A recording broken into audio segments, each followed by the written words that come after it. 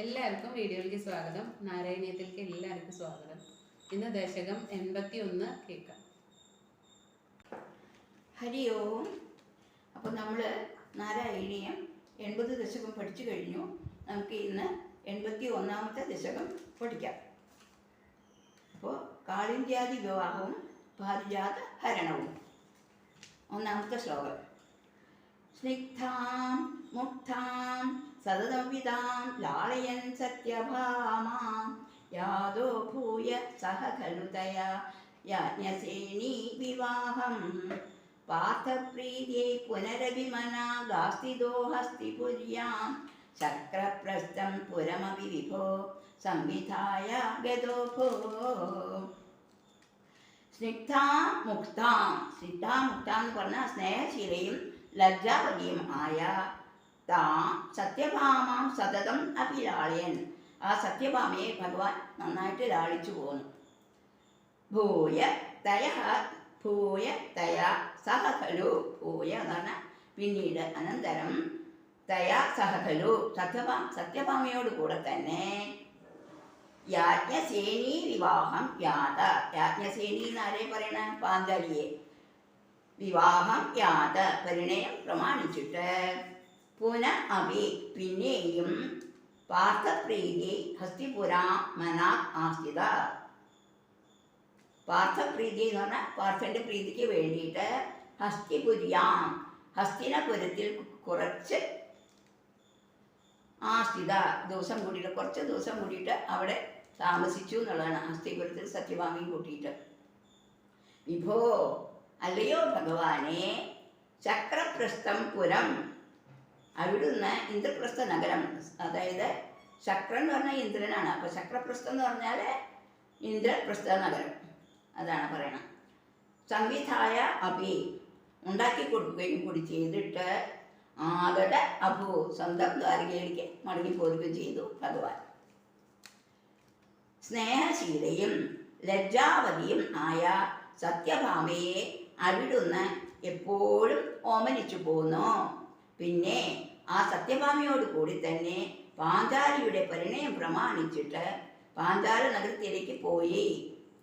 പിന്നെയും അങ്ങ് പാർത്ഥപ്രീതിക്ക് വേണ്ടിയിട്ട് ഹസ്തിനപുരിയിൽ കുറച്ച് ദിവസം കൂടി താമസിച്ചു. അല്ലയോ സർവശക്ത, അവിടുന്ന് ഇന്ദ്രപ്രസ്ഥ നഗരം ഉണ്ടാക്കി കൊടുക്കുകയും കൂടി ചെയ്തിട്ട് ദ്വാരകയിലേക്ക് മടങ്ങി വന്നു. ഇനി രണ്ടാമത്തെ ശ്ലോകം. ഭദ്രാം ഭദ്രാം ഭവതപരജാം കൗരവേണാസ്യമാനാം ത്വദ്വാചാതാം അഹൃതകുഹനാം അസ്കരേ ശക്രസൂനോ തത്ര ക്രുദ്ധം ബലമനുനയൻ പ്രത്യഗാസ്തേന സാർത്ഥം ശക്രപ്രസ്ഥം പ്രിയസഖമുദേ സത്യഭാമാ സഹായ. ഭവതവരജാം അങ്ങയുടെ അനുജത്തിയും കൗരവേണ അർത്ഥ്യമാന ഭദ്രാം താം ഭദ്രാം, അതായത് ദുര്യോധനൻ തനിക്ക് തരണം എന്ന് ബലരാമനോട്, അർജുനനല്ല ദുര്യോധനൻ ആവശ്യപ്പെട്ടായിരുന്നു. ആരെ? അങ്ങയുടെ അനുജത്തിയായ സുഭദ്രയെ തനിക്ക് കല്യാണം കഴിക്കണം. ആർക്ക്? ദുര്യോധനന് വേണ്ടിയിട്ട് ആവശ്യപ്പെട്ടിട്ടുണ്ടായിരുന്നു, ബലരാമനോട് പറഞ്ഞു വെച്ചിട്ടുണ്ടായിരുന്നു. കുഹനാമസ്കരീ ശക്രസൂനു, കപട സന്യാസിയായിട്ട് അവ എന്ത് ചെയ്തു? അർജുനൻ അവിടെ പോയിട്ട് താമസിച്ചു. എവിടെ? ദ്വാരകയിൽ. ത്വത്പാച അഹൃത, അപ്പൊ ഭഗവാന്റെ ഇച്ഛക്കനുസരിച്ചിട്ട് ഭഗവാന്റെ വാക്ക് കേട്ടിട്ട് അഹൃത അവിടുന്ന് അപഹരിച്ചു, സുഭദ്രയെ അപഹരിച്ചു. അർജുനനാണ് സുഭദ്രയെ കല്യാണം കഴിക്കുന്നത്. തത്ര ക്രുദ്ധം ബലം അനുനയൻ, അപ്പോൾ ബലരാമന് കുറേ ദേഷ്യം വന്നു. കാരണം ബലരാമനും ദുര്യോധനും കൂട്ടുകാരാണ്. ബലരാമന് അപ്പോൾ ദുര്യോധന കൊടുക്കണം എന്നായിരുന്നു ആഗ്രഹം. പക്ഷെ ശ്രീകൃഷ്ണ ഭഗവാൻ ഇങ്ങനെ ചെയ്ത്. അപ്പോൾ ഇതിങ്ങനെ സംഭവിച്ചു കഴിഞ്ഞപ്പോൾ ബലരാമന് കുറേ ദേഷ്യം വന്നു എന്നുള്ളതാണ്. പക്ഷേ ശ്രീകൃഷ്ണ ഭഗവാൻ ബലരാമനെ പറഞ്ഞ് ഒക്കെ അനുനയപ്പെടുത്തി എന്നുള്ളതാണ്. പ്രിയ സഖമുദേ, തൻ്റെ പ്രിയപ്പെട്ട ചങ്ങാതിയായ അർജുനന്റെ പേരിൽ പ്രീതി കാട്ടാനായിട്ട് തേന സാർത്ഥം ആ ബലരാമനോട് കൂടിയിട്ട് ചക്രപ്രസ്ഥം പ്രത്യക ഇന്ദ്രപ്രസ്ഥത്തിലേക്ക് വീണ്ടും എഴുന്നള്ളി. അങ്ങയുടെ അനുജത്തിയും ദുര്യോധനൻ തനിക്ക് തരണമെന്ന് ബലരാമനോട് ആവശ്യപ്പെട്ടിട്ടുള്ളവളും സാധുശീലിയും സൗഭാഗ്യവതിയുമായ ആ സുഭദ്രയെ കപട സന്യാസിയായി ദ്വാരകയിൽ പാർത്തിരുന്ന അർജുനൻ അങ്ങ് അനുവദിച്ചു പറയാൽ അപഹരിച്ചു. ആ കാര്യം വെച്ച് ചുണ്ടിയെടുത്ത് ബലരാമനെ പറഞ്ഞ് സമാധാനിപ്പിച്ചിട്ട് തൻ്റെ പ്രിയപ്പെട്ട ചങ്ങാതിയായ അർജുനന്റെ പേരിൽ പ്രീതി കാട്ടാനായിട്ട് സത്യഭാമിയോട് കൂടിയും ആ ബലരാമനും ഒന്നിച്ച് അങ്ങ് ഇന്ദ്രപ്രസ്ഥലത്തിലേക്ക് വീണ്ടും എഴുന്നള്ളി. ഇനി മൂന്നാമത്തെ ശ്ലോകം. തത്ര ക്രീഡന്നപി യമുനാകൂലദൃഷ്ടാം ഗൃഹീത്വാ താം കാളിന്ദീം നഗരമഗമ ഖാണ്ഡവ പ്രീണിതാഗ്നി ഭ്രാതൃത്രസ്താം പ്രണയയുഷാം ദേവപൈതൃശ്വസേയും രാജ്ഞാം മധ്യേ സപതി ജദൃശേ മിത്രവിന്ദാമവഞ്ചേ. അപീച എന്ന് മാത്രമല്ല, തത്ര ക്രീഡൻ യമുനാകൂലദൃഷ്ടാം, ഇന്ദ്രപ്രസ്ഥത്തിലായിരുന്നപ്പോൾ യമുനാ തീരത്ത് വെച്ചിട്ട് വിനോദത്തിൽ ഏർപ്പെട്ടിരിക്കെ താം കാളിന്തിയും ഗൃഹീത്വ, യമുനാ തീരത്ത് വെച്ചിട്ട് കണ്ടെത്തിയിട്ടുള്ള ഈ കാളിന്തിയെ ഭഗവാൻ പരിഗ്രഹിക്കുകയും ഖാണ്ഡവ പ്രീണിതാഗ്നി, ഖാണ്ഡവദാഹത്തിൽ അർജുനനെ സഹായം ചെയ്തുകൊണ്ട് അഗ്നിയെ പ്രീതിപ്പെടുത്തുകയും നഗരം അഗമ, അതിനുശേഷം ദ്വാരകയിലേക്ക് മടങ്ങിപ്പോന്നു.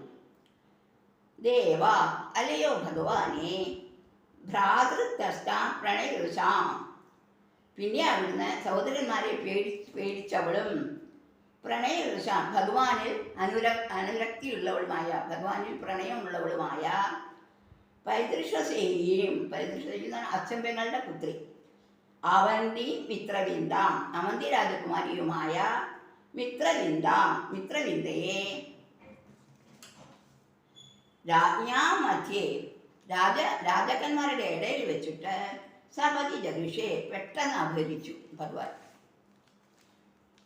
എന്നു മാത്രമല്ല, അവിടെ ഇന്ദ്രപ്രസ്ഥത്തിലായിരുന്നപ്പോൾ യമുനാ തീരത്തിൽ മൃഗയാ വിനോദത്തിൽ ഏർപ്പെട്ടിരിക്കെ യമുനാ തീരത്തിൽ വെച്ച് കണ്ടെത്തിയ ആ കാളിന്തിയെ അങ്ങ് പരിഗ്രഹിക്കുകയും ഖാണ്ഡവദാഹത്തിങ്കൽ അർജുനൻ സഹായം ചെയ്ത് അഗ്നിയെ പ്രീതിപ്പെടുത്തുകയും ചെയ്തിട്ട് ദ്വാരകയിലേക്ക് മടങ്ങിപ്പോയി. അല്ലയോ ഭഗവാനെ, പിന്നെ അവിടുന്ന് സഹോദരന്മാരെ പേടിച്ചിരുന്നവളും തന്നിൽ അനുരാഗ വൈവശ്യമുള്ളവളുമായ അച്ഛൻ പെങ്ങളുടെ മകളും അവന്തി രാജകുമാരിയുമായ മിത്രവിന്ദയെ, മിത്രവിന്ദ എന്നാണ് പേര്, രാജാക്കന്മാർക്കിടയിൽ വെച്ച് പെട്ടെന്ന് അപഹരിച്ചു. ഇനി നാലാമത്തെ ശ്ലോകം. സത്യാം ഗത്വാ പുനരുദവഹോ നഗ്നജിം നന്ദനാം താം ബദ്ധ്വാ സപ്താർച്ച വൃഷഭരാൻ സപ്തമൂർത്തി നിമേഷാത് ഭദ്രാം നാമ പ്രതുരഥകേ ദേവസന്ദർദനാദ്യ തത്സോദര്യ വരദഭവത സാപി പൈതൃശ്വസേയി. പുനഃഗത്വാ, പിന്നെ അവിടുന്ന് കോസലത്തിൽ ചെന്നിട്ട് സപ്ത അതി വൃഷഭരാൻ, സപ്ത എന്ന് പറഞ്ഞാൽ 7, വൃഷഭരാൻ എന്ന് പറഞ്ഞാൽ 7 കൂറ്റൻ കാളകളെ, സപ്തമൂർത്തിയും, പിന്നെ ഭഗവാനും 7 രൂപം കൈക്കൊണ്ടു എന്നുള്ളതാണ്. 7 ഉഗ്രൻ കാളകളും 7 ശ്രീകൃഷ്ണ ഭഗവാനും. നിമേഷാ ബദ്ധ്വാച, നിമിഷം കൊണ്ട് ആ കാളകളൊക്കെ കിട്ടിയിട്ടു. നഗ്നജിത് നന്ദനാം, നഗ്നജിത്തിന്റെ മകളായ താം സത്യ ഉദവഹ, ആ സത്യയെ വിവാഹം ചെയ്തു. എന്നിട്ട് അവിടുന്ന് ഈ സത്യ എന്ന് പറഞ്ഞ സ്ത്രീരത്നത്തെ വിവാഹം ചെയ്തു. അഥ ദേവ, അതിനുശേഷം അല്ലയോ ഭഗവാനെ, തേ ഭദ്രാം നാമ, അങ്ങക്ക് ഭദ്ര എന്ന കന്യകയെ സന്ദർദനാദ്യ, സന്ദർദന പ്രവൃത്തികളായ ഭദ്രാ സഹോദരന്മാര് സോദര്യാ പ്രഗതു, ഭദ്രാ സഹോദരന്മാരെ പ്രദാനം ചെയ്തു. സാ അഭിവരത, അവളും അല്ലയോ ഭഗവാനെ, ഭവത പൈതൃശ്വസേയി, അങ്ങയുടെ അച്ഛൻ പെങ്ങളുടെ മകളാകുന്നു. അപ്പൊ ഈ ഭദ്രയും തന്നെ അച്ഛൻ പെങ്ങളുടെ, ഭഗവാന്റെ അച്ഛൻ പെങ്ങളുടെ മകളാണ്. പിന്നെ അങ്ങ് കോസലത്തിൽ ചെന്നിട്ട് 7 ഉഗ്രൻ കാളകളെയും 7 കൃഷ്ണന്മാരായി തീർന്നിട്ട് അല്പസമയം കൊണ്ട് പിടിച്ചു കെട്ടിയിട്ട് നഗ്നജിത്തിന്റെ മകളായ ആ സത്യയെ വിവാഹം ചെയ്തു. പിന്നെ ദേവ, അങ്ങ് ഭദ്ര എന്ന കന്യകയെ സന്ദർദന പ്രവൃത്തികളായ ഭദ്രാ സഹോദരന്മാർ പ്രദാനം ചെയ്തു. അവളും അല്ലയോ ഭഗവാനെ, അങ്ങയുടെ അച്ഛൻ പെങ്ങളുടെ മകളാകുന്നു. ഇനി 5-ാമത്തെ ശ്ലോകം. പാർത്ഥാദേ അപ്യകൃതലവനം തോയമാത്രാഭിലക്ഷ്യം ലക്ഷം ചിത്വാ ശബരമൃഥ ലക്ഷ്മണാം മദ്രകന്യാം അഷ്ടാവേവം തവ സമഭവൻ വല്ലഭാസ്തത്ര മധ്യേ ശുശ്രോധത്വം സുരപതിഗിരാ ഭൗമദ്യുശ്ചേഷ്ടിതാനി. പാർത്ഥാദേ അഭി അകൃതലവനം. അർജുനൻ മുതലായ മഹാരഥന്മാരും മറ്റും നോക്കിയിട്ട് എഴുതു കൊള്ളിക്കാൻ പറ്റാത്തതും, പലരും അമ്പ ചെയ്തിട്ട് നോക്കിയിട്ട് അവരെ കൊണ്ടൊന്നും പറ്റിയിട്ടില്ല. തോയാ മാത്രാഭിലക്ഷ്യം, വെള്ളത്തിൽ മാത്രം പ്രതിബിംബ സ്വരൂപമായിട്ടുള്ളതാണ്. ലാക്ക് നോക്കിയിട്ട് അത് എഴുതണം. ശഫരം ലക്ഷം ചിത്വ, മത്സ്യരൂപമായി ലാക്ക് എഴുതു കുറിച്ചിട്ട് മദ്രകന്യാം ലക്ഷ്മണാം അവൃഥ. മദ്രകന്യാം, മദ്ര രാജാവിൻ്റെ മദ്ര എന്നാണ്, മദ്ര രാജാവിൻ്റെ മകളായ ലക്ഷ്മണയെ അങ്ങ് പരിഗ്രഹിച്ചു. ഏവം തവ വല്ലഭ അഷ്ടൗ സമഭവൻ. ഇങ്ങനെ അങ്ങക്ക് വല്ലഭ അഷ്ടൗ, അങ്ങക്ക് പത്നിമാർ 8 പേരായി. അഷ്ടൗ എന്ന് പറഞ്ഞാൽ 8 പത്നിമാരായി അങ്ങനെ ഭഗവാന്. തത്ര മധ്യേ, അതിനിടയ്ക്ക് സുരപതി ഗിര, ദേവേന്ദ്രൻ പറഞ്ഞിട്ട് ഭൗമ ദുശ്ചേഷിതാനി, അതായത് ഭൂമി, ഭൗമം എന്ന് പറഞ്ഞ ഭൂമി, ഭൂമിയുടെ പുത്രൻ ആരാണ്? നരകാസുരൻ. നരകാസുരൻ കുറേ ക്രൂരനായിരുന്നു, ദുഷ്ടപ്രവൃത്തികളൊക്കെ ചെയ്യുന്ന ഒരാളാണ്, ഒരു അസുരനാണ് ആര്? നരകാസുരൻ. അപ്പോൾ ഈ ദേവേന്ദ്രൻ പറഞ്ഞു കൊടുത്തു ഭഗവാനോട് ഇങ്ങനെ ഈ നരകാസുരനെ കുറിച്ചിട്ട്. ത്വം ശുശ്രോധ, അങ്ങ് കേൾക്കുകയും ചെയ്തു ഈ ദേവേന്ദ്രൻ പറഞ്ഞിട്ട്.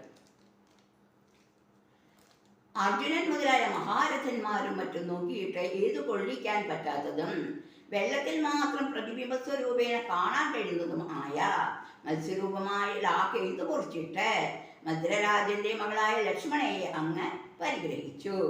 ഇങ്ങനെ അങ്ങക്ക് പത്നിമാർ 8 പേരായി. അതിനിടയ്ക്ക് ദേവേന്ദ്രൻ പറഞ്ഞിട്ട് നരകാസുരൻ കാട്ടുന്ന ദുഷ്ടതകൾ അങ്ങ് കേൾക്കുകയും ചെയ്തു. ഇനി 6ാമത്തെ ശ്ലോകം. സ്മൃതായാതം പക്ഷി പ്രവരമതിരൂഢത്വമഗമോ വഹന്നംഗേ ഭാമാമുപവനം വാരാതിഭവനം ഇഭിന്ദൻ ദുർഗാണി ധൃതപൃതനാശോണിതരസേ പുരം താവപ്രാജ്യോതിഷമകുരുധ ശോണിതപുരം. സ്മൃതായാതം, സ്മരണമാത്രയാൽ, പക്ഷിപ്രവരം അതിരൂഢത്വം, പക്ഷിപ്രവരം അതായത് ഭഗവാൻ സ്മരിച്ചപ്പോഴേക്കും ഭഗവാന്റെ വാഹനമായിട്ടുള്ള ഗരുഡൻ അവിടെ എത്തി എന്നുള്ളതാണ്. ത്വം ഭാമ അങ്കേ വഹൻ. അപ്പോൾ എന്ത് ചെയ്തു? ഭഗവാൻ സത്യഭാമയും കൂട്ടിയിട്ട് ഗരുഡന്റെ പുറത്ത് യാത്ര ചെയ്യാൻ പോവാണ്. ഉപവനം ഇവ അരാതിഭവനം അഗമ. ഉപവനം, ഉദ്യാനത്തിലേക്ക് എന്ന പോലെ ശത്രുവിൻ്റെ വാസസ്ഥലത്തേക്ക് ചെന്നു. ഈ ഗരുഡന്റെ പുറത്ത് കയറിയിട്ട് ശ്രീകൃഷ്ണ ഭഗവാൻ സത്യഭാമയോട് കൂടിയിട്ട് ശത്രുവിൻ്റെ വാസസ്ഥലത്തേക്ക് ചെല്ലുകയാണ്.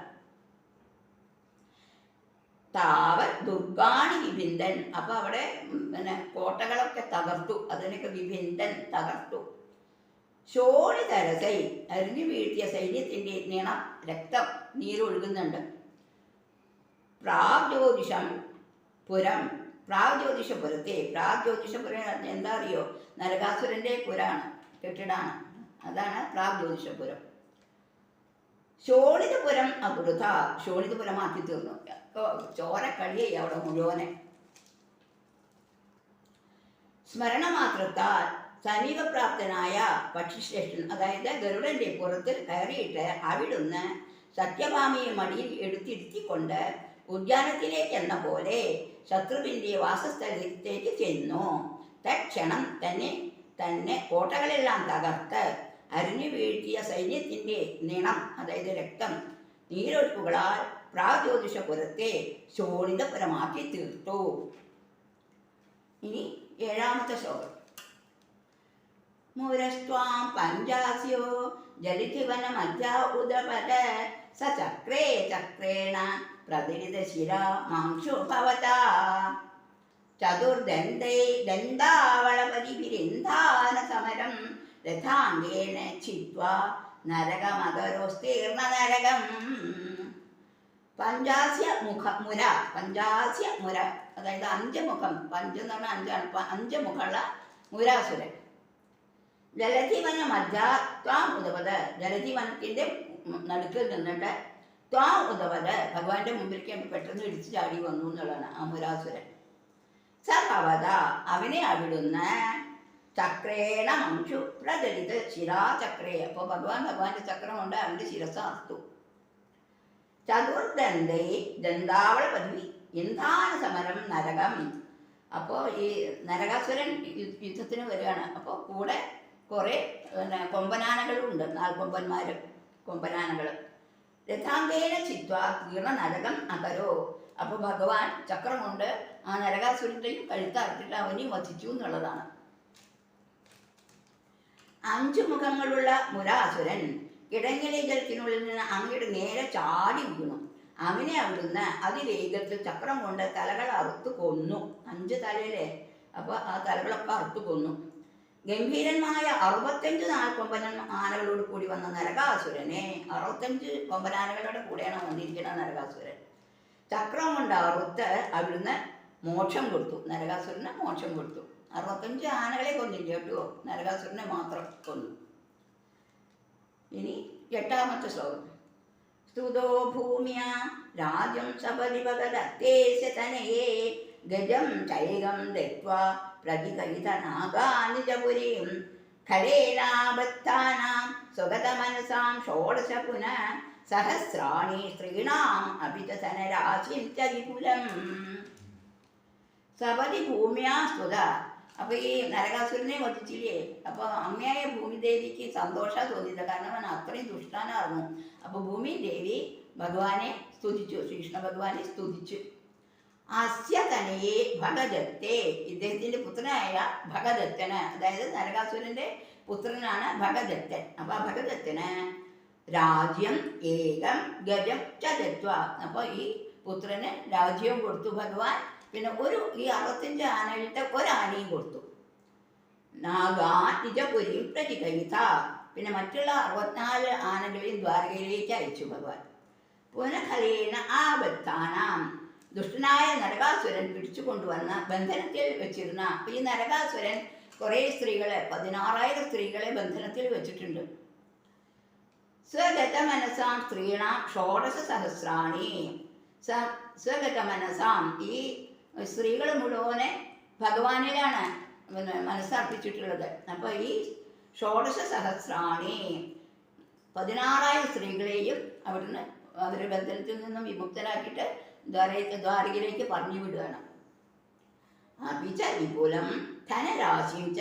ഈ നരകാസുരന് കുറെ ധനമുണ്ട് എന്നുള്ളതാണ്. അത് മുഴുവനും ദ്വാരകയിലേക്ക് പറഞ്ഞു വിട്ടു. അതൊക്കെ അവിടേക്ക് അയച്ചു, ദ്വാരകയിലേക്ക് അയച്ചു എന്നുള്ളതാണ്.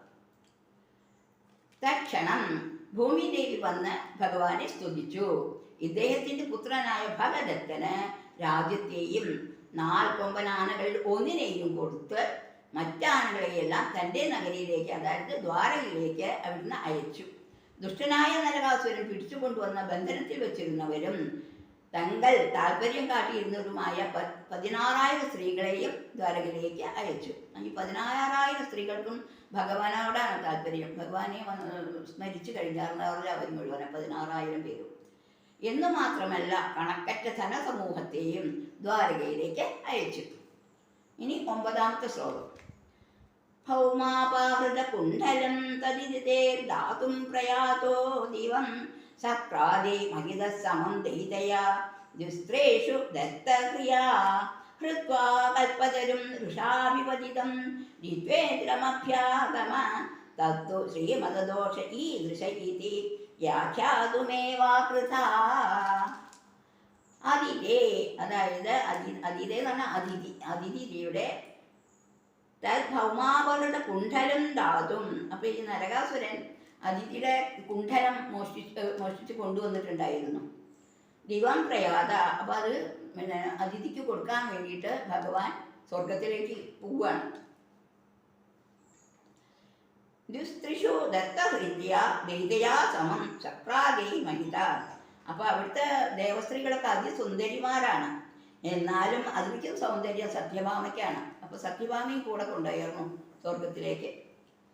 കൽപ്പത്തരും ഹൃത്വ. അപ്പൊ അവിടെ കൽപ്പത്തരു എന്ന് പറഞ്ഞിട്ടുണ്ടെങ്കിൽ പാരിജാതത്തിനെ കുറിച്ചിട്ടാണ് പറയുന്നത്, പാരിജാത വൃക്ഷത്തിനെ കുറിച്ചാണ് പറയുന്നത്. അപ്പൊ അത് കണ്ടപ്പോൾ സത്യഭാമയ്ക്ക് ആ വൃക്ഷം വേണം.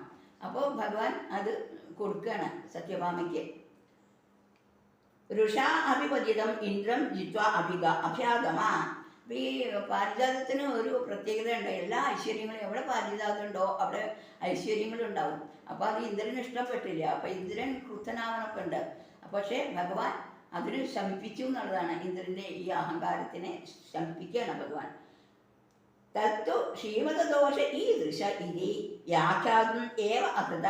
അപ്പോൾ ഈ പാരിജാത അപഹരണത്തിൻ്റെ ഭഗവാൻ ഉദ്ദേശിക്കുന്നത് എന്താ വെച്ചാൽ ഇന്ദ്രന്റെ അഹങ്കാരം ഒന്ന് ശമിപ്പിക്കുക എന്നുള്ളതാണ്. നരകാസുരൻ തട്ടിക്കൊണ്ടു പോന്നിരുന്നതും അതിഥിയുടേതുമായ ആ കുണ്ടലം കൊണ്ട് ചെന്ന് കൊടുക്കാനായിട്ട് അവിടുന്ന് പിന്നെ സ്വർഗത്തിലേക്ക് പോയി. സൗന്ദര്യത്താൽ ദേവസ്തുക്കൾ കൂടി നാണം തോന്നിച്ച സത്യഭാമയോടൊപ്പം അങ്ങയെ ദേവേന്ദ്രനും മറ്റും സത്കരിച്ചു. പിന്നെ പാരിജാത അപഹരണവും ചുണ്ടിയെടുത്ത് എതിർത്ത് വന്ന ദേവേന്ദ്രനെ തോൽപ്പിക്കുകയും ചെയ്തിട്ട് അങ്ങ് ദ്വാരകയിലേക്ക് പോന്നു. അത് പാരിജാത അപഹരണം ആകട്ടെ ഐശ്വര്യം കൊണ്ട് അഹങ്കരിച്ചാലത്തെ ദോഷം ഇപ്രകാരമാണ് എന്ന് മാലോകർക്ക് വ്യാഖ്യാനിച്ചു കൊടുക്കുവാൻ വേണ്ടി തന്നെയാണ് അവിടുന്ന് ഇങ്ങനെ ചെയ്തത്. ഇനി 10ാമത്തെ ശ്ലോകം. കൽപദ്രം സത്യഭാമ ഭവനഭുവി സൃജൻ ദുഷ്ടസാഹസ്രയോഷ സ്വീകൃത്യ പ്രത്യകാരം വിഹിതം ബഹുവപുർ ലാളയൻ കേളിഭേദേ ആശ്ചര്യ നാരദാലോകിത വിവിധഗതി തത്ര തത്രാപിഗേഹേ ഭൂയ സർവാസു കുർവൻ ദശ ദശ തനയാൻ പാഹി വാതാലയേശ.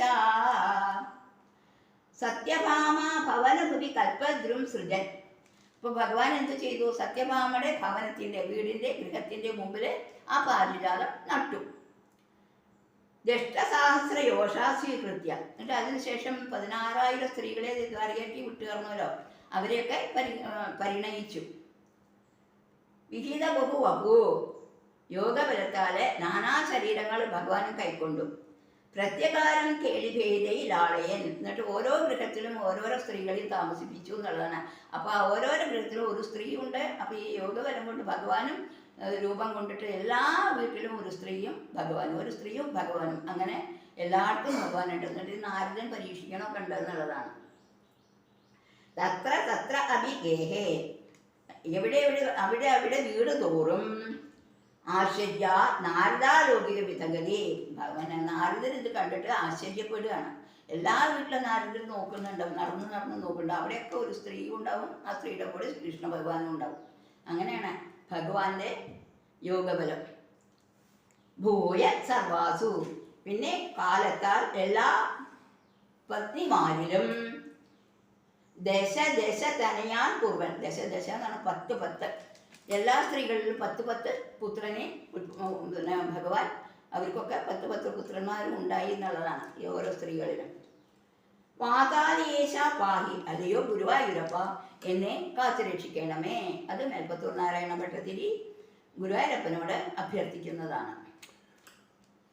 സത്യഭാമയുടെ കൊട്ടാരത്തിൻ്റെ മണിമുറ്റത്ത് തന്നെ പാരിജാതം നട്ടു. 16,000 സുന്ദരിമാരെയും പരിഗ്രഹിച്ചു. യോഗബലത്താൽ നാനാ ശരീരങ്ങൾ കൈക്കൊണ്ട് ഓരോ പത്നീഗൃഹത്തിലും ഓരോ തരം വിഹാര വിശേഷത്താൽ ഓരോ സ്ത്രീയെയും അവിടുന്ന് ഓമനിച്ചു പോന്നു. അവിടെ വീട് തോറും നാരദൻ അങ്ങയുടെ അതത് വിഹാര വിശേഷത്തെ കണ്ട് ആശ്ചര്യപ്പെട്ടു. പിന്നെ കാലത്താൽ എല്ലാ പത്നിമാരിലും അങ്ങയ്ക്ക് 10 പുത്രന്മാരും ഉണ്ടായി. അപ്രകാരമുള്ള ഗുരുവായൂരപ്പ, അവിടുന്ന് എന്നെ കാത്തുരക്ഷിക്കണമേ. ഇനി നമുക്ക് ശ്ലോകങ്ങൾ ഒന്നിച്ചു വായിക്കാം. ദശകം 81. കാളിന്ത്യാദി വിവാഹവും പാരിജാത ഹരണവും. സ്നിഗ്ധാം മുക്താം സതതമപിതാം ലാളയൻ സത്യഭാമാം യാദോ ഭൂയ സഹകലുതയാ യാജ്ഞസേനീ വിവാഹം പാർത്ഥപ്രീതി പുനരവിമനാ ഗാസിതോ ഹസ്തിപുര്യാം ശക്രപ്രസ്ഥം പുരമപി വിഭോ സംവിധായാഗതോ ഭോ ഭദ്രാം ഭദ്രാം ഭവതവരജാം കൗരവേണാഥ്യമാനാം തദ്വാചാതാം അഹൃതകുഹനാം അസ്കരേ ശക്രസൂനോ തത്ര ക്രുദ്ധം ബലമനുനയൻ പ്രത്യഗാസ്തേന സാർത്ഥം ശക്രപ്രസ്ഥം പ്രിയസഖമുദേ സത്യഭാമാ സഹായ തത്ര ക്രീഡന്നപി ച യമുനാകൂലദൃഷ്ടാം ഗൃഹീത്വാ താം കാളിന്ദിന്നഗരമഗമ ഖാണ്ഡവ പ്രീണിതാഗ്നി ഭ്രാതൃത്രസ്താം പ്രണയവിശാം ദേവപൈർവിശ്വസേയീം രാജ്ഞാം മധ്യേ